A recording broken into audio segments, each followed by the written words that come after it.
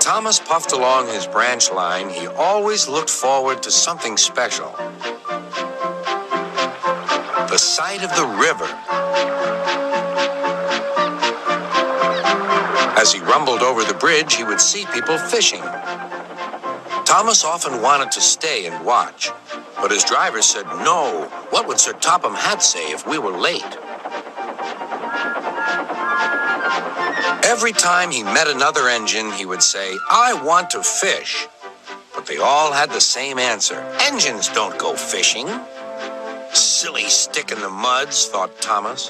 One day, he stopped as usual to take in water at the station by the river. Out of order.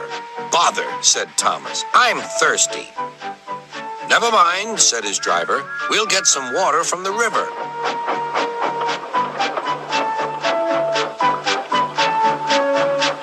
They found a bucket and some rope and went to the bridge.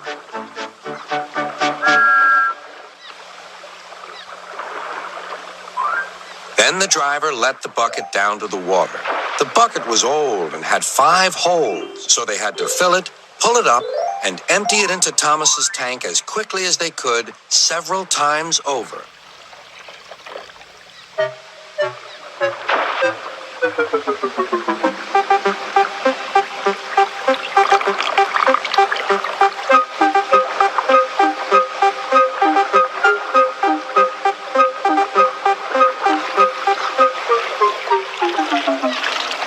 They finished at last. That's good, puffed Thomas, and Annie and Clarabelle ran happily behind.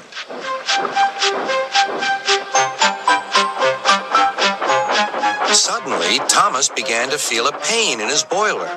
Steam began to hiss from his safety valve in an alarming way.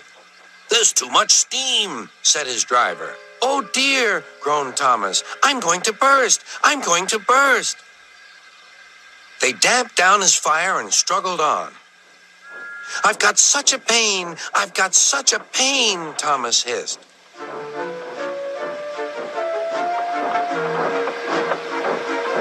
They stopped just outside the last station, uncoupled Annie and Clarabelle, and ran Thomas, who was still hissing fit to burst, on a siding right out of the way.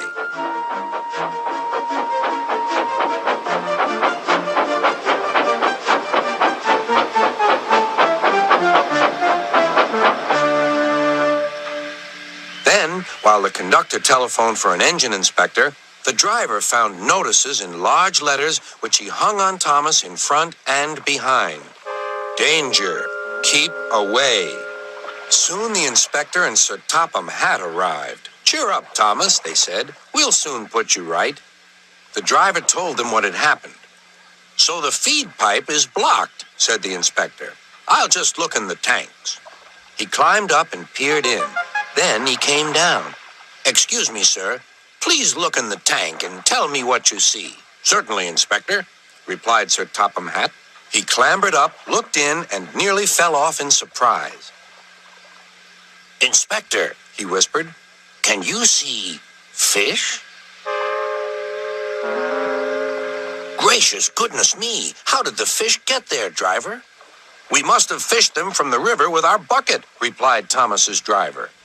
"Well, Thomas, so you and your driver have been fishing, but fish don't suit you. We must get them out." They all took turns at fishing in Thomas's tank, while Sir Topham Hatt looked on and told them how to do it. When they had caught all the fish, they had a lovely picnic supper of fish and chips. That was good," said Sir Topham Hatt. "But fish don't suit you, Thomas, so you mustn't do it again."